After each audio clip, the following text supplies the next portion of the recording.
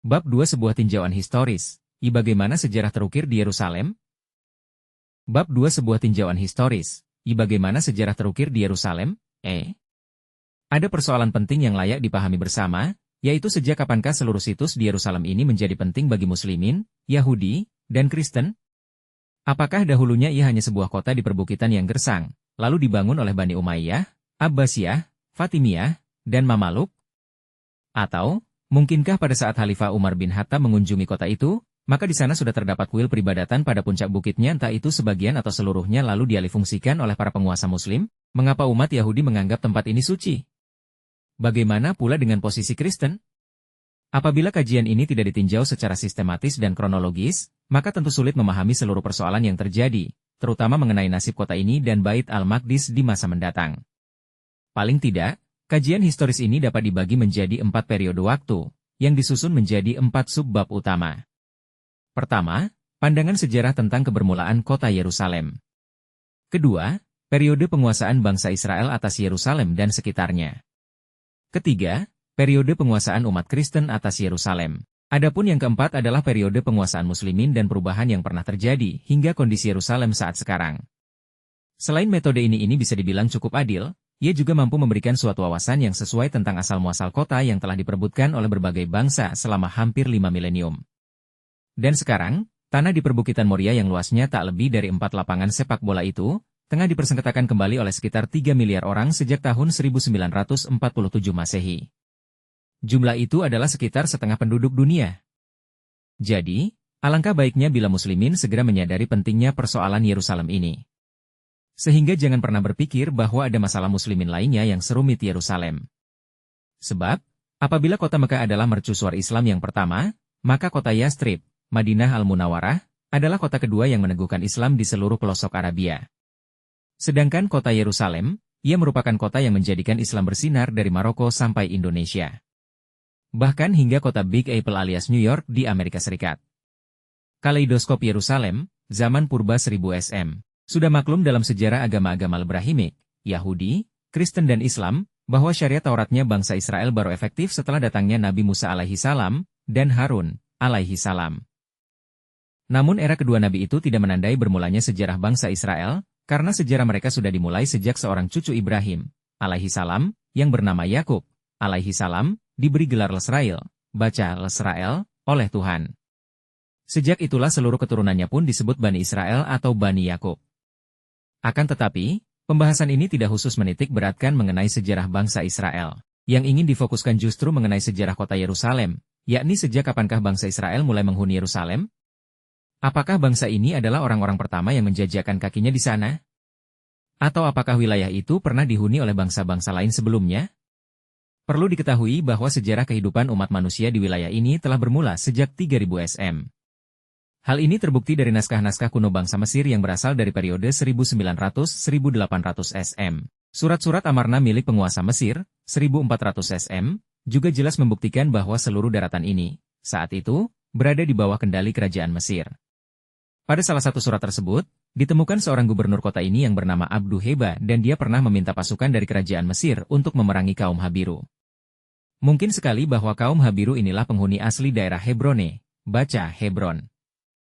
Atau mungkin juga ia merujuk kepada sekelompok keturunan dari cicitnya Sem putra Nabi Nuh, alaihi salam, yaitu Eber, Hebru, atau Lebrani. Sedangkan menurut perjanjian lama, nama kota ini pada zaman Nabi Ibrahim, alaihi salam, adalah Salem. Saat itu, penguasa kota ini bernama Melkisedek yang juga menduduki posisi sebagai imam Tuhan.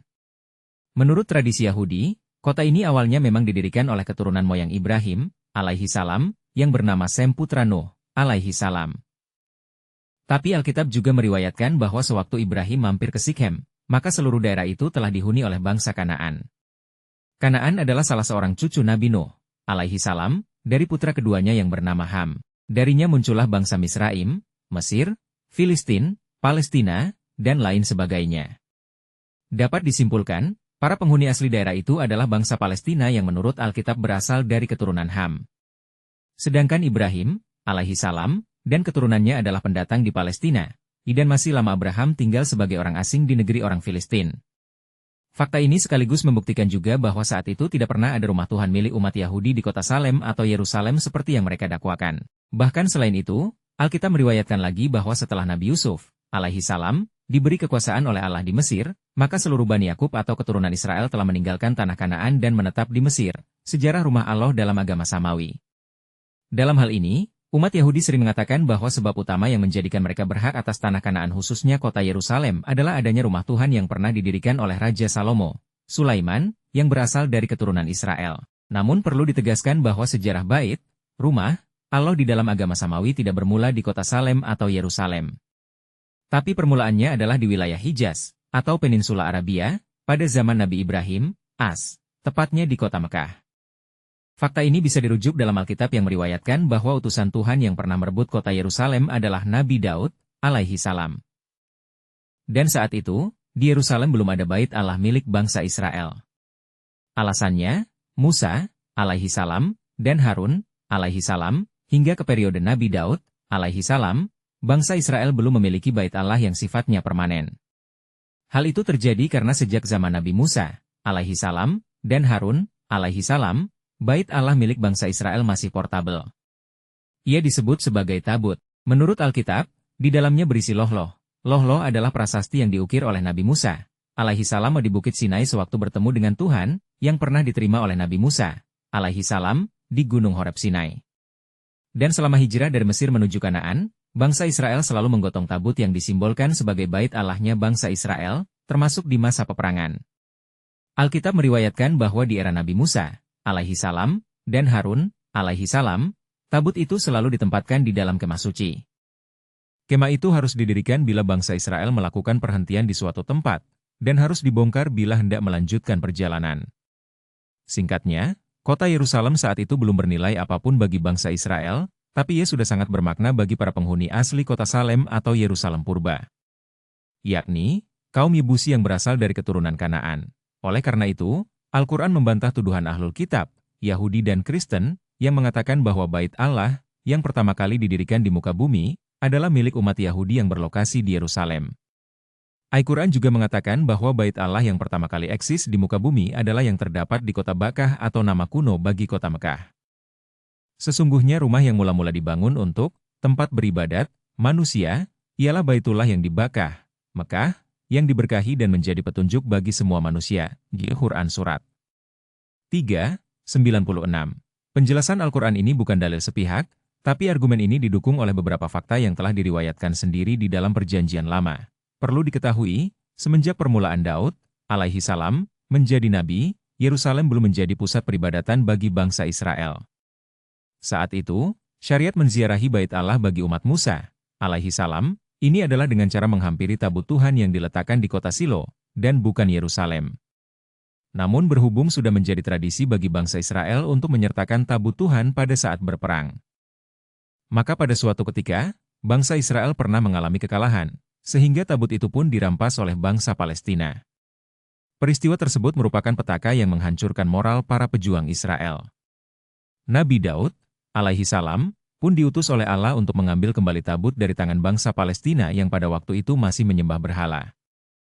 Namun sebelum peperangan untuk merebut kembali tabut Tuhan seperti yang disebutkan itu, maka Alkitab pernah meriwayatkan suatu peristiwa setelah Nabi Samuel, alaihi salam, wafat. Saat itu dikisahkan bahwa Nabi Daud, alaihi salam, telah pergi ke wilayah Paran. Tanah Paran merupakan wilayahnya Bani Ismail. Sebagaimana yang telah dinyatakan oleh Rasul Paulus, tempat itu adalah Gunung Sinai yang menjadi pusat kediaman bagi keturunan Hagar di tanah Arab. Dia juga menambahkan bahwa tempat itu sama dengan Yerusalem yang sekarang. Hal ini memberikan jejak yang jelas bahwa sejak lama, keturunan Ismail telah memiliki bait Allah yang permanen di wilayah tersebut. Di samping itu, dalil ini juga diperkuat oleh salah satu pujian Nabi Daud, alaihi salam, di dalam kitab Mazmur yang menyatakan tentang sebuah bait Allah yang permanen di wilayah Bakkah, YBDG. Kata Bakkah dalam Al-Quran.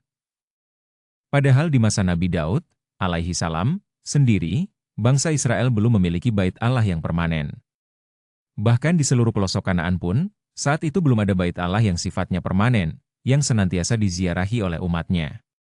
Kemudian, Riwayat Alkitab ini juga menyatakan lagi bahwa di Bait Allah itu ada sumber airnya. Hal ini jelas merujuk kepada Ka'bah milik muslimin yang memang sejak dulu hingga sekarang, lokasi itu telah dikenal dengan mata air Zam-Zam. Dalam konteks ini, umat Yahudi dan Nasrani sering mengelak seraya menyatakan bahwa lokasi yang dimaksudkan itu adalah lembah Seka yang saat ini masuk ke wilayah negara Lebanon. Argumen itu jelas tidak bisa diterima. Karena bukan hanya tidak rasional, tapi secara faktual, belum ada dalil-dalil arkeologis yang mendukung argumen tersebut. Sebab tak ada catatan historis dari bangsa manapun yang pernah menyebutkan bahwa Ibrahim, alaihi salam, ataupun keturunannya pernah membangun sebuah bait Allah yang bersifat permanen di lembah Seka di Lebanon. Apalagi menjadi tempat yang bermata air dan selalu diziarahi oleh umatnya. Jelas sekali argumen itu tidak bisa diterima. Oleh karena itu, argumen-argumen ini membuktikan bahwa sebelum Nabi Daud, alaihi salam, merebut kota Yerusalem dari kaum Yebusi yang menunjukkan pada periode sebelum adanya rumah Tuhan apapun di Yerusalem. Maka Daud, alaihi salam, sendiri, kemungkinan, pernah menziarahi bait Allah yang permanen ini di wilayah Baka atau Bakah. Bahkan bukan mustahil bahwa munculnya harapan di dalam diri Nabi Daud, alaihi salam, agar bangsa Israel memiliki bait Allah yang bersifat permanen, adalah setelah dia menziarahi bait Allah milik Bani Ismail di Paran setelah Nabi Samuel, alaihi salam, wafat. Dengan demikian, fakta ini membuktikan bahwa bait Allah yang kali pertama didirikan bagi manusia di muka bumi adalah yang berada di Bakah, dan bukan di Yerusalem seperti yang didakwakan oleh umat Yahudi.